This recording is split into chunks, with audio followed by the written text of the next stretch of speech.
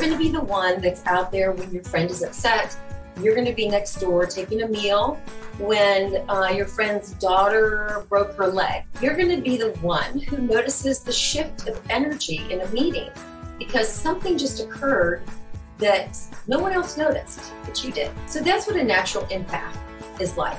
And you would think that that would be a character trait or traits that would instinctually make you an empathetic leader, but almost on the contrary. Let's say you are a professional woman, high-level leader, and you're more, logical. You act more out of the neocortex of your brain. But you say, Beth, I try to implement a policy and people think I'm being mean, or I'm a bee, or I'm just trying to be like a man. So women face different challenges, even if they're empathetic and even if they're not.